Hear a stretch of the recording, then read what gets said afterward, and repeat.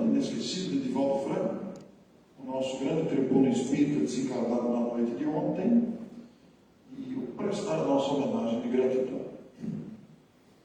Convidamos a todos, pois, levemos o pensamento a Deus, para que esses momentos sejam de muita utilidade para todos nós, seja pela reflexão ensejada, pela oportunidade, seja pelas vibrações reinantes, advindas da nossa participação aqui, todos nós presentes, nos encontrando, nos cumprimentando, nos encontrando. Isso é muito bom para todos nós, nos fortalece a alma.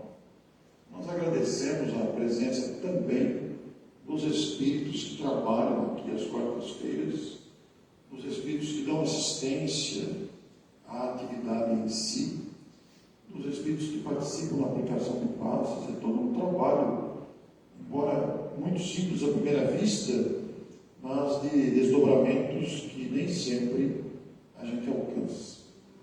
Então, a nossa gratidão a Jesus e o desejo de continuar aprendendo com esta doutrina que ele tanto nos ensina. E as vibrações de carinho e gratidão ao nosso Divaldo, tantas vezes esteve aqui matão, este homem perseverante, este homem dedicado e que, longevo, retorna ao mundo espiritual e, podemos dizer, vitorioso pelo trabalho e pelo legado deixado a todos nós. Muito obrigado, Divaldo. Receba nosso abraço, nossa vibração, nosso carinho, onde esteja. Muito bem, com a nossa saudação aos amigos, nós temos hoje a estreia do Fernando Moraes, que é colaborador aqui da casa há bastante tempo. O Fernando, ele, durante bom tempo, ele se dedicou aí às transmissões online das palestras, dividindo aí com o nosso Diego esse trabalho atualmente, mas a perseverança do Fernando chama a nossa atenção. Essa perseverança é muito importante, porque uma casa, a sua atividade se desenvolve graças ao trabalho de todos e de cada um. É um conjunto que une mãos, inteligência, tempo, dedicação, esforço. Uma casa espírita funciona com esses ingredientes. Então, nós temos no Fernando um amigo dedicado, professor, está acostumado a falar para o público e vai estrear hoje. Nós vamos receber com bastante carinho e é uma circunstância muito especial, porque hoje é aniversário dele. Então, vocês imaginem, né?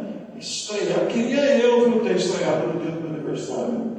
Estrear no dia do aniversário. Isso é para poucos, Fernando.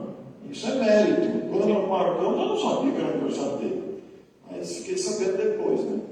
Então, e nós mudamos a data ainda por cima, né? Isso é muito interessante, né? Então, Fernando, seja bem-vindo, bom trabalho para você. Não precisa ficar nervoso, é normal. Eu também fiquei nervoso na primeira vez, mas é normal, viu? Bom trabalho, tenha em nós amigos que aqui estamos para aprender com a reflexão que vai nos trazer hoje. Bom trabalho.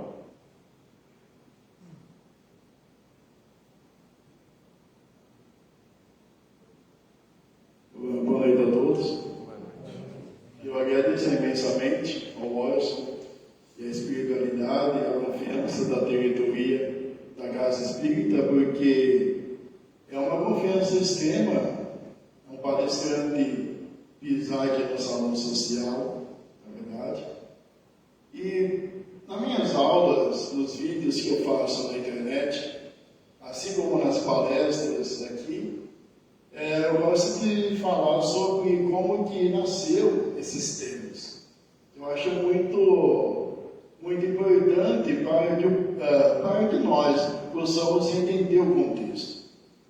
Em 2018, acontecia no Brasil uma das eleições presidenciais mais polêmicas do nosso país. E acontecia, ao mesmo tempo, uma guerra nas redes sociais dos lados políticos. E, obviamente, que eu não vou aqui, então, falar de saúde.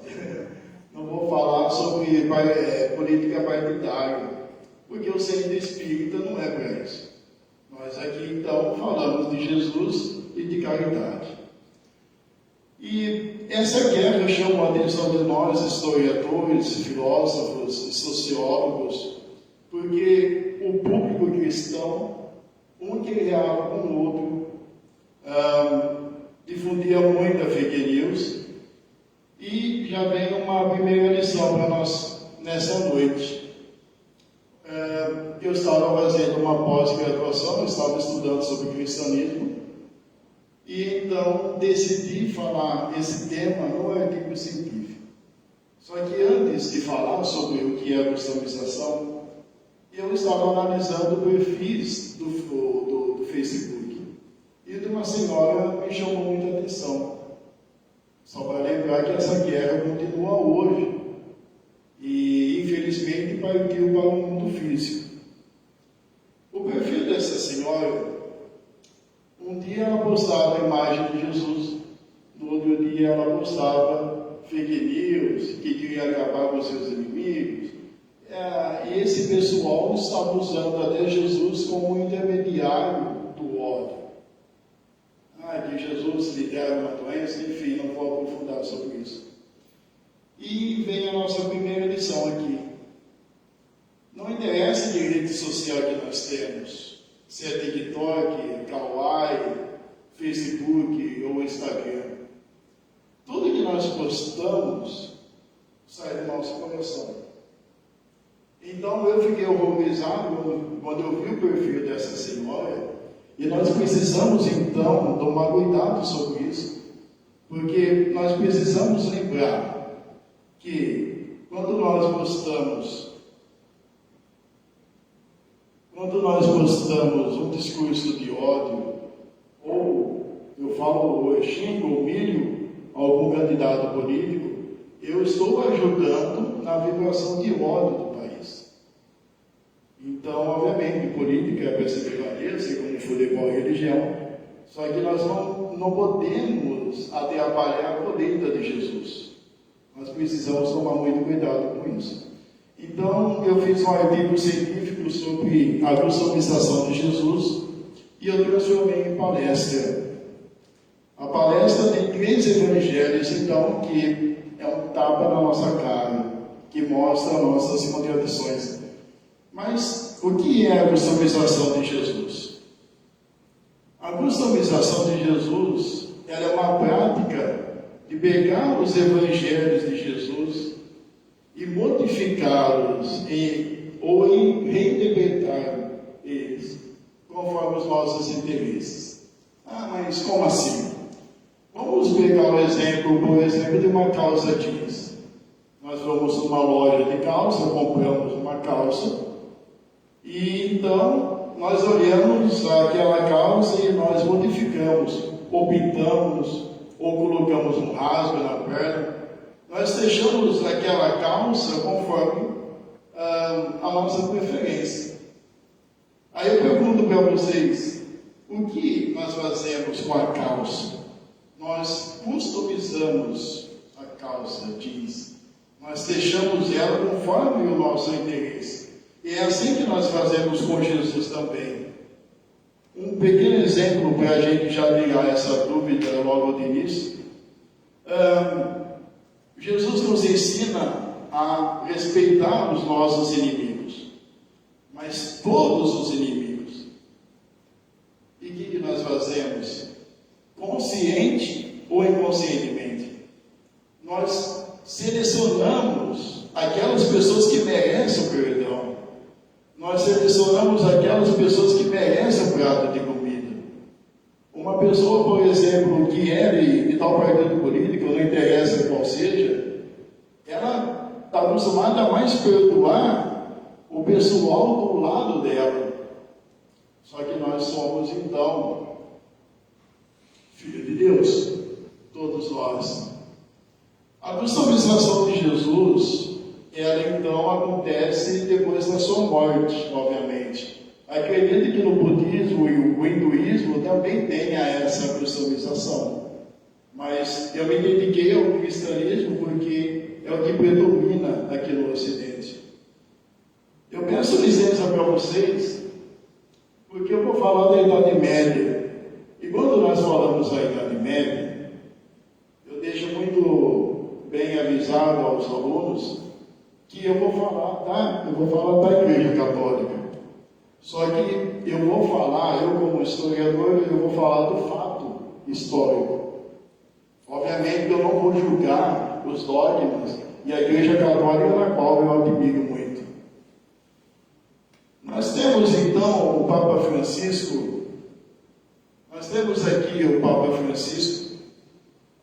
e quando a gente volta lá para 1200, 1300, a gente imagina que os papas da época medieval eram igual o Papa Francisco, que era uma pessoa doce, era uma pessoa pacífica, ou o João Paulo II. Só que os papas da Idade Média, como eu falei, Idade Média é as cruzadas e essa Inquisição. Eu estou falando de homens gananciosos, que a maioria deles se achava o dono do mundo. Eu estou falando de homens que lutavam para expandir seus territórios. As cruzadas foi do seu século XI, seu século XII, que foram os nossos irmãos muçulmanos que atacaram, que queriam ter posse da Terra Santa. Nós sabemos que a Terra Santa é uma mãe de 3 religiões: do judaísmo, do cristianismo e do islamismo. Só que o Papa, ele simplesmente criou um dos exércitos mais poderosos da época, que eram os templários. E aconteceu então as cruzadas, que era então uma das guerras mais sangrentas de toda a Idade Média. Aí eu fico pensando assim, imagina Jesus no plano espiritual, vendo essa guerra. Porque essa guerra foi considerada a guerra de Jesus, ou a guerra santa, ou a guerra em nome de Deus. Imagina Jesus então fazendo uma guerra. A igreja então, ela transformou os seus inimigos em inimigos de Jesus. E nós também fazemos assim. O segundo exemplo é a Santa Inquisição, que também é chamado de Guerra Santa. Foi uma época em que o paganismo era predominante. Os nossos amigos e irmãos que acreditavam em deuses, desculpe. E só que a igreja então ela viu a necessidade de fazer uma guerra para o cristianismo dominar. E infelizmente mulheres e homens queimavam na fogueira todos aqueles que eram contra Jesus ou contra a Bíblia. Tamanha intolerância. Imagina também Jesus ver essa cena, não é verdade? E nós temos a nossa vida. A nossa vida que, obviamente, nós somos espíritos. Nós somos espíritos crianças ainda, que estamos em um planeta de regeneração. Só que falando da Idade Média, falando do cristianismo, nós não podemos esquecer de Santo Agostinho. Santo Agostinho, que agora o Papa Leão XIV, é considerado filho. Santo Agostinho, ele é o maior sábio do cristianismo. Ele foi um homem extremamente estudioso que na sua época, ele já viu esse problema. Ele já via que o pessoal escolhia os evangelhos, tanto que ele fez essa citação. Vós que acreditam ou creem somente naquilo que vos agrada dos evangelhos, na verdade não acreditam no que vos agrada, mas em vós mesmos, ao invés de acreditar no evangelho. Eu fico imaginando às vezes, quando a gente vai fazer o evangelho do lar, que o evangelho cai ali, no evangelho do lar, a gente pula. Ou nós vamos só na palestra do centro espírita, aquela que a gente achar melhor ir. Ou melhor, nós mudamos alguns evangelhos. Quando eu vejo essa situação de Santo Agostinho, eu me lembro de um amigo, quando eu era adolescente, que ele era obeso. E todo sábado ele ia na minha casa. Um sábado, ele chegou para mim e falou que tinha comprado um remédio para diminuir o seu peso, mas de forma ilegal. E eu falei para ele, dando que o apelido dele era Boi. E eu falei para ele, olha meu amigo, toma cuidado.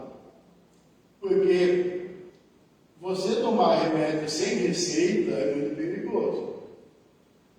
Depois de 2 sábados, ele não foi em casa. Aí eu pensei comigo, bom, o menino está internado no hospital. Passado um bom tempo, ele foi na minha casa e simplesmente disse que ele passou muito mal. Ah, Fernando, mas o que você está querendo dizer com isso? Nós, como seres humanos, e no Brasil, infelizmente, está cheio, porque é o costume que nós temos, a maioria de nós queremos alguma conquista sem sacrifício. Ele, no caso dele, ele queria emagrecer e simplesmente foi de uma forma mais fácil.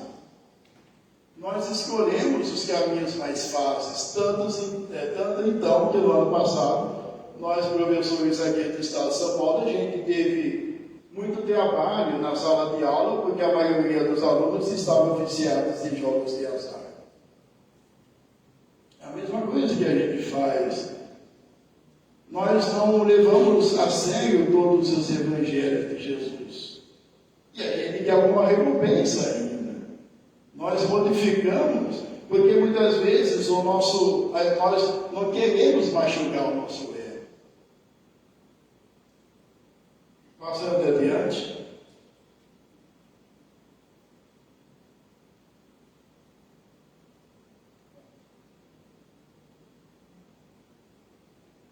O primeiro evangelho, a primeira reflexão, que foi uma observação que eu fiz no meu artigo, é amar os vossos inimigos. Mas eu coloquei aqui no slide os detalhes para a gente lembrar quem são os nossos inimigos. Quem são eles? São todas as pessoas que nos enganam, que nos traem, que fazem a gente chorar. São todas as pessoas que o santo não bate. Por que eu coloquei essa expressão aqui? Porque às vezes eu percebo até hoje, quando nós estamos trabalhando numa empresa, ou quando nós estamos em uma sala de aula, chega uma professora, e a gente olha o rosto dela e a gente já fica arrepiado. Ixi, o santo não bateu. Ai, eu não vou gostar dessa mulher, eu não vou gostar desse homem. E a gente transforma essa pessoa também em inimigo. E o destaque aqui desse slide são os adversários políticos. Quando a gente sai de uma palestra, quando a gente estuda um livro, a gente lê um romance, a gente fica inspirado pela espiritualidade a perdoar todos os nossos inimigos. Só que, olha que interessante, nós perdoamos o marido que deixa a cueca na mesa. Ou nós perdoamos a mulher que eu pego o cartão de crédito, ou ela faz alguma coisa em casa. Beleza, só que assim, comigo, como funciona? A espiritualidade, ela nos testa 24 horas por dia. Todos os segundos, a espiritualidade testa você ali. E então, simplesmente, depois que a gente perdoa todas aquelas pessoas da nossa casa, vem um teste. Aparece, então, o presidente da República ali no YouTube. Mais uma vez, lembrando que não interessa o lado político. Porque o lado político só pertence à terra aqui. No plano espiritual não tem lado político. Aí nós vemos que o presidente, ou o ex-presidente, ou o governador, ou o ex-governador. A gente fica assim, às vezes eu tenho até dó da pessoa, que eu fico vendo os comentários no Face. nós xingamos o candidato, nós xingamos o político, depois xingamos o filho, o neto, o bisneto, a família toda. E a partir desse momento, quando nós xingamos ele, é muito interessante falar, porque eu gosto muito dessa mulher, me lembra a Maísa Braga, uma palestrante doce, maravilhosa, que era de Brasília. Para quem vem pela primeira vez no ser espírita, o perispírito é uma proteção do espírito. Quando nós vemos algum espírito, nós não estamos vendo o espírito, porque o espírito é uma faixa de luz. Nós estamos vendo o perispírito. O perispírito é o formado de um corpo iluminado. E a Maísa nos diz então que, quando você reclama, não importa se você é médico ou não, quando você reclama, quando você joga o seu veneno, começa então a aparecer no perispírito uma névoa pesada, cheia de ódio. E nós, bem, obviamente, quando nós reclamamos da vida, e a gente não faz isso, a gente fecha a cara. Quando a gente xinga, a gente fecha a cara. Quando nós fechamos a cara, a gente reclama, a nossa vibração baixa. Abaixando, nós viramos então diversão para os espíritos inferiores. Quando a gente então fica estressado, acontece bastante coisa. Você bate o dedão ali na mesa, ou alguém te fecha ali no trânsito. É uma probabilidade que a espiritualidade faz, talvez, para a gente xingar. E xingando, a gente se afasta cada vez mais dos nossos mentores espirituais. Então, veio o nosso mestre. Amai os vossos inimigos e fazei o bem àqueles que vos odeiam. E orai pelo que vos perseguem e caluniam. Eu só quero deixar um detalhe aqui, que eu também vou falar no final, que a política, o futebol e a religião, ela precisa ser debatido para que a gente possa evoluir mentalmente e evoluir como sociedade. Lembrando mais uma vez que esse amai os vossos inimigos, nós não vamos, eu não falei isso ainda, né? Nós não vamos conseguir de primeira, porque eu já assisti muitos palestrantes falarem que nós não sabemos o que é amor ainda, nós não entendemos nada sobre amor, mas, pelo menos respeitar. Permita contar mais uma experiência, para que a gente possa entender melhor aqui. A minha mãe, ela assiste as mulheres que fazem as rotinas no YouTube. E como eu erro muito, às vezes eu fico julgando aquelas mulheres ou aquelas pessoas ali. Quando eu estou em casa, eu fico julgando elas. Eu percebi que isso não fazia bem para mim. Que às vezes, você reclamar ou você você postar alguma coisa no Face, se torna um vício, que você não percebe que você faz isso. Então eu vou dar um conselho para vocês. O que eu comecei a fazer? Assim que a minha mãe colocava ali a imagem daquelas pessoas no YouTube, ou quando aparecem adversários políticos para mim, se eu percebo que eu vou reclamar, que eu vou xingar a pessoa, eu saio. Na escola, principalmente, como eu, professor de história, eles perguntam muito sobre política, tem sempre aquele aluno teimoso ali, que duvida da gente, que fala que, né? O que eu faço? Se vocês encontrarem uma pessoa que ela teima, que ela quer mexer com você ou tem outros pensamentos, mude de assunto. Mas o importante é você não abaixar a sua vibração. O importante é você manter a sua vibração para você não brigar, para você não xingar, você não humilhar a pessoa. O segundo evangelho, aqui, só um minuto. O segundo evangelho, que tem críticas até hoje nas redes sociais, é alimentar os famintos. Ou saciar o nosso irmão, então, que precisa de uma água, de uma roupa. E aí eu coloquei 2 itens no slide. Apoiamos os projetos sociais para diminuir a fome no país.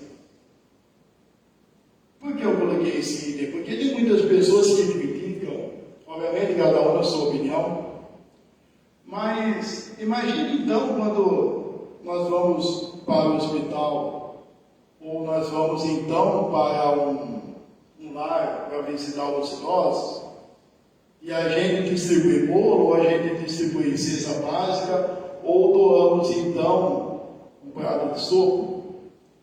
Tudo isso é lindo, é maravilhoso, principalmente quando vem do coração. Só que, quando nós passamos os semáforos da cidade, aparece aquele irmão então que vem pedir dinheiro. Aquele irmão que ou ele pede para bebida, ou para drogas, ou aquele que vem com uma plaquinha falando que está com fome. E nós julgamos, nós condenamos.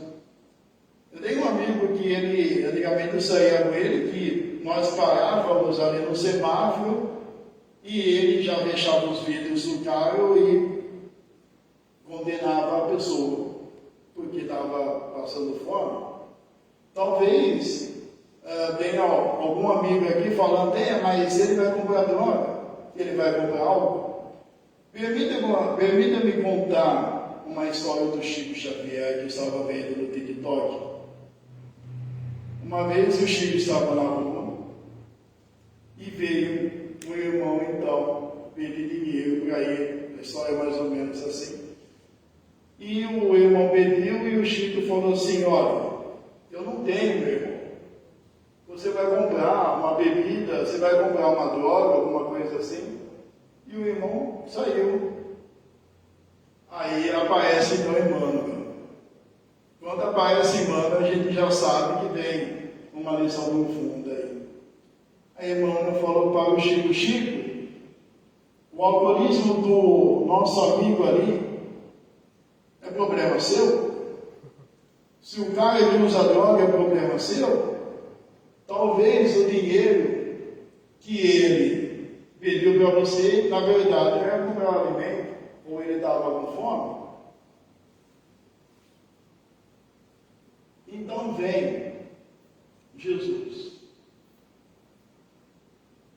E quando te vimos na prisão e vamos ver-te, e respondendo, rei de Engar, em verdade vos digo que quando fizeste a um desses meus pequeninos irmãos, a mim o fizeste. Sabe, nós temos muito problema com relacionamento. Eu tenho muitas amigas professoras que falam para mim que preferem cuidar de animais do que de seres humanos. Às vezes, então, a gente fica tão estressado, ou a falta de caridade faz que o nosso coração vire uma pedra. Eu gostaria, então, de compartilhar essa foto com vocês.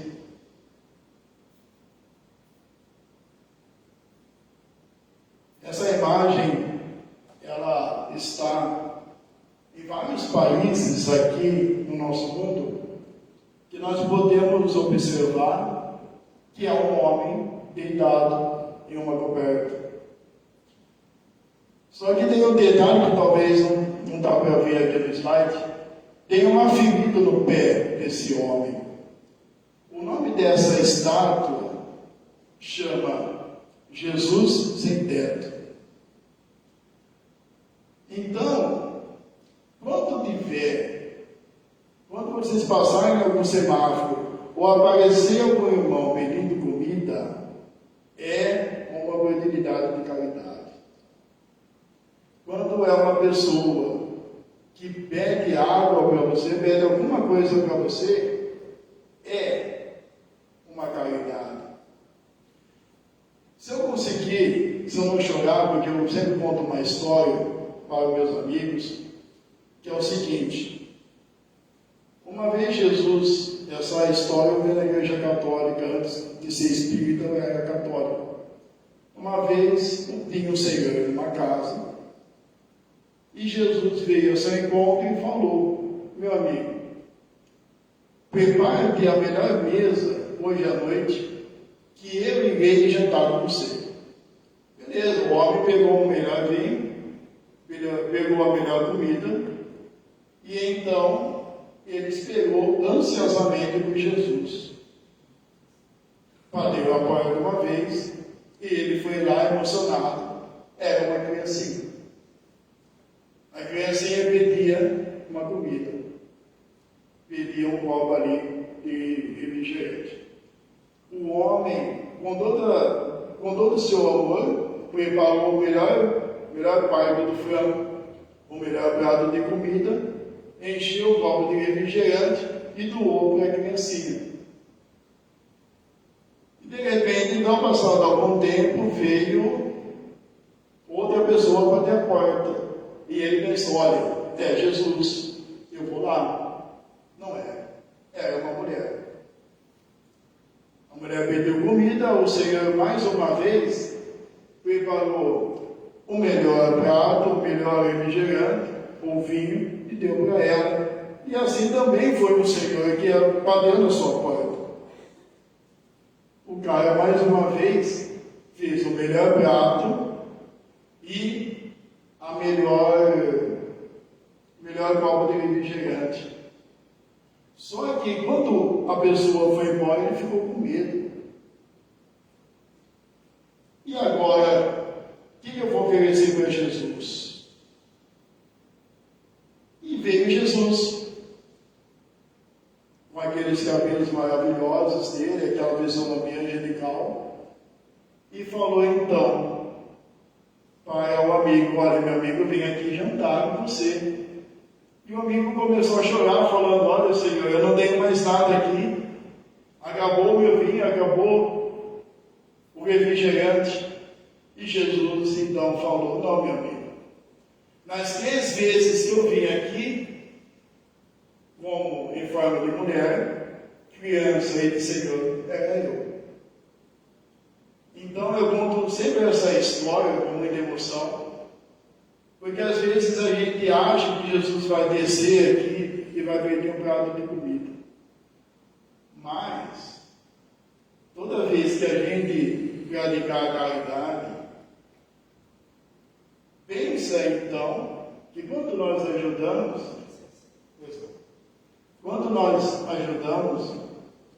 os pequeninos, os mais necessitados, nós estamos ajudando Jesus.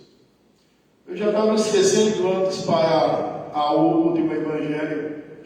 Muitas vezes os meus alunos do EJA, o EJA é ensino de adultos na escola. Nós temos aqui, eu já tive uma aluna dela de 82 anos. E esse senhor e esses alunos me falam muito: professor, mas você fala então, para não criticar o projeto social, mas tem muita gente que pega o cartão do projeto e compra a calça jeans, ou ela simplesmente investe nesse tigrinho, nesse jogo de azar. O que você fala sobre isso? E eu falei para ele então, que já vem outra história do Chico. O Chico estava no centro espírita entregando cesta básica. E simplesmente apareceu o espírito e falou assim: Chico, aquela mulher ali não precisa da sua cesta básica, porque ela tem 2 casas alugadas. E o Chico não falou nada.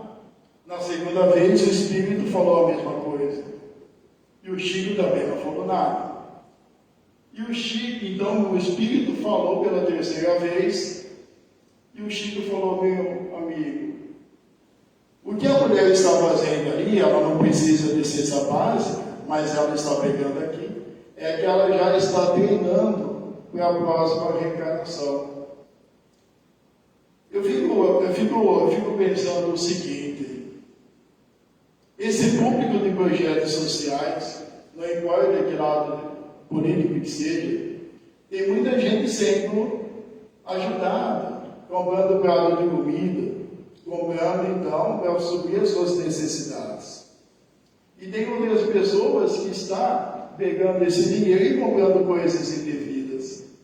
Mas nós não podemos julgar, porque elas têm oportunidade, elas estão tendo oportunidade. Agora, se elas não estão sendo honestas, elas vão ter que consertar esses erros, assim como nós também. Vamos para o nosso último evangelho.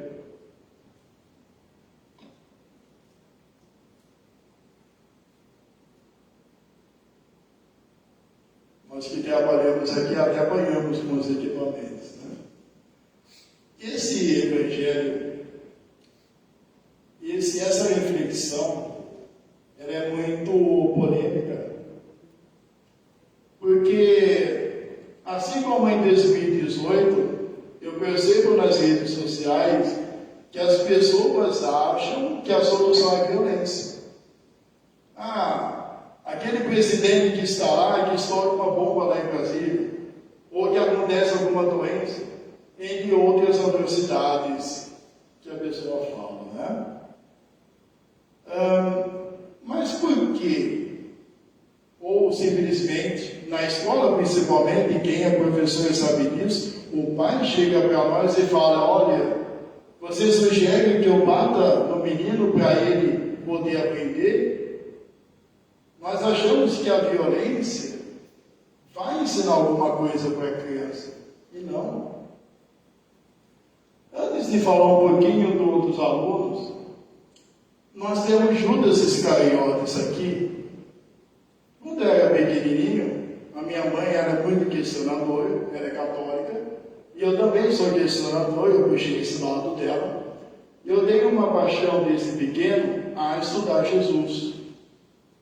E eu sempre procurei as suas palavras em offline. Ou melhor, o que Jesus então não disse no Novo Testamento. E então foi indo, eu fui crescendo, comecei a estudar os evangelhos apócrifos e as novidades que a gente tinha de Jesus. Mas eu encontrei no Espiritismo algumas informações de Jesus. Eu já passo uma sugestão para vocês, eu já indico para vocês um livro extremamente emocionante que eu descobri aqui, que é o livro Boa Nova. O livro Boa Nova é psicografado pelo Chico, pelo espírito de Humberto Campos. E quando eu vejo essa constituição, esse slide, me vem Judas Iscariotes na cabeça. Porque o livro Boa Nova, ele fala então, por que Judas traiu Jesus? E aí, mas por que Judas traiu Jesus? O que passou na cabeça de Judas ali? Olha que interessante. Eu dei até uma hipótese como professor, que para rapaz também queria que Jesus fosse um revolucionário. Mas eu não encontrei essa resposta no livro Boa Nova. Eu só encontrei de Judas. Judas Iscariotes, só um minuto. Judas Iscariotes, ele viu uma imagem distorcida de Jesus. O plano dele era o seguinte: era entregar Jesus para os líderes religiosos. Nesse tempo que Jesus estaria preso ali, ia acontecer uma rebelião, uma agitação popular. Jesus seria obrigado então a assumir o seu poder espiritual. E, resumindo, aconteceria um golpe de Estado. O golpe de Estado, na história, obviamente eu não preciso nem terminar. Judas, antes de falar do golpe de Estado, rapidamente, ele caiu em si e ele ficou totalmente preocupado, que fez então que ele lhe tirasse a vida. porque Jesus morreu, se não me engano, depois de 10 horas. O golpe de Estado é um ato político que tira o representante do país e é instalado o grupo que o retirou. Mas o golpe de Estado, mesmo direto ou indiretamente, ele é violento. Só que também não existe apenas o golpe de Estado. Acontece também o golpe na nossa família. Vocês sabiam que, por exemplo, quando a mãe chega para o filho e fala: olha, filho, se você namorar tal menina, é uma prova do seu amor por mim. Isso é um golpe. Porque a mãe simplesmente, ela quer que os seus sonhos sejam os sonhos do menino ou da menina. E a gente deixa a criança frustrada. Também existe o golpe no casamento. Quando simplesmente o marido começa a trair a esposa e a esposa descobre. A mulher descobre alguma coisa, o marido fala: olha, isso é coisa da sua cabeça, você está ficando louco, isso não existe. Isso também é um golpe. Aí vem então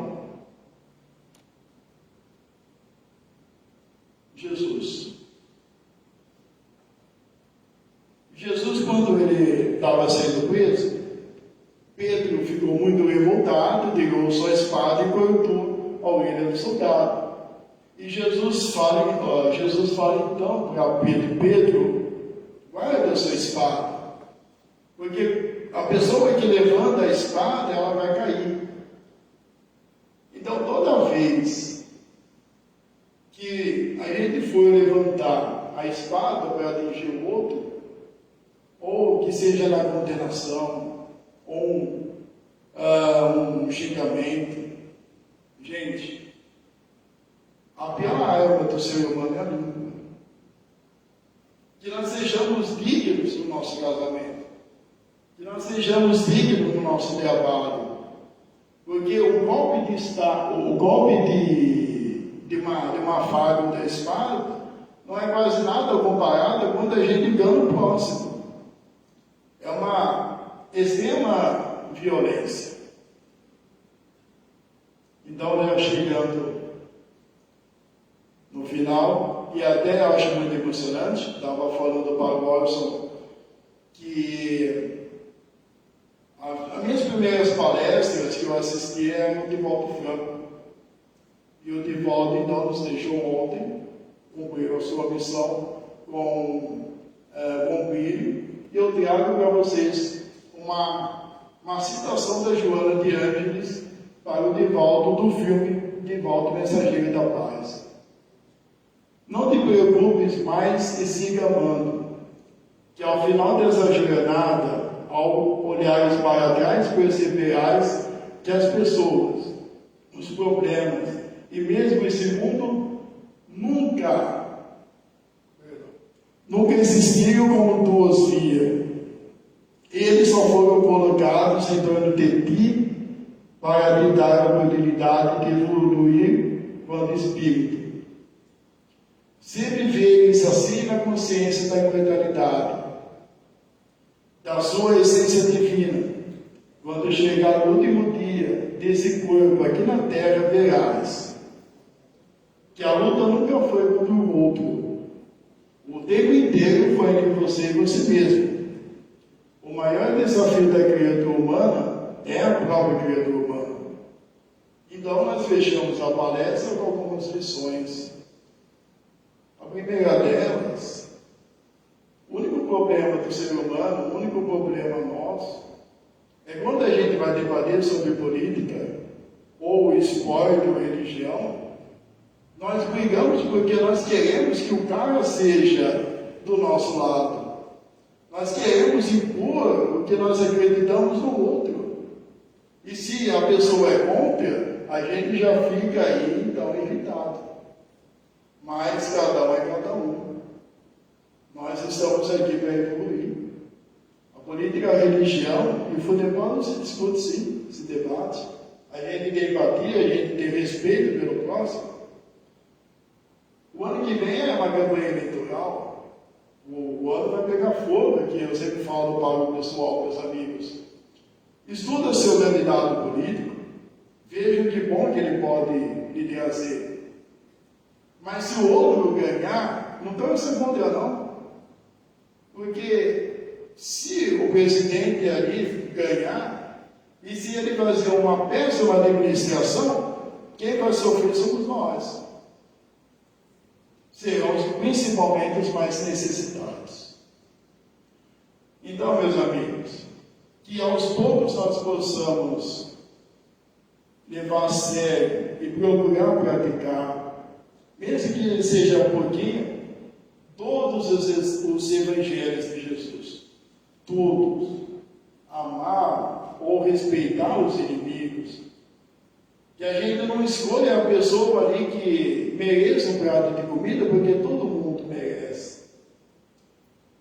Se a gente levar a sério todos os evangelhos, estudar o Espiritismo, e não é apenas estudar, você viver o Espiritismo, você vai entender o que a Joana quis dizer aqui. Antes da sua morte, você vai ver que todos os problemas que acontecem com você, só acontece para você evoluir. Eu não sei se a gente percebe, mas quando a gente é ignorante com uma pessoa, a gente quer bater na pessoa ali por causa de política ou futebol, sempre vai aparecer outro para você amadurecer, para você ser pacífico. Se você não aprendeu, vai aparecer outro. E que então nós possamos aprender que tudo isso é só para a gente evoluir. E assim então eu termino a palestra. Eu queria deixar aqui simplesmente uma homenagem para Edivaldo e agradecer Edivaldo Franco por tudo que ele fez para o Espiritismo, tudo que ele fez não apenas para o Brasil, mas para o mundo. Jesus seja louvado.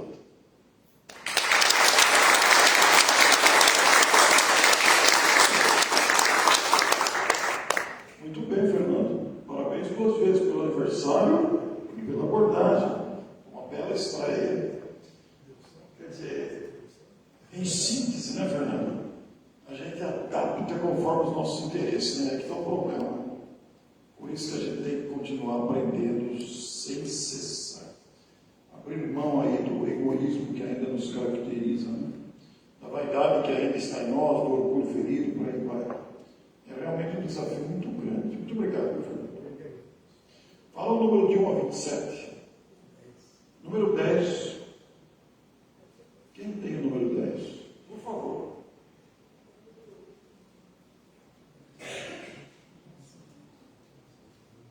Ídolos de barro. Os parabéns. Muito obrigado.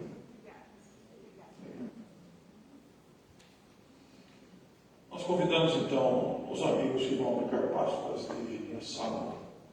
Depois nós faremos a prece final. Quero realçar aqui que no sábado, dia 17, nessa semana, das 15 às 18 horas, vai acontecer o seminário sobre mediunidade, médiuns, com Edmir Garcia. Edmir é de Bebedouro, muito competente palestrante, tem muito conhecimento, muita didática, é professor também.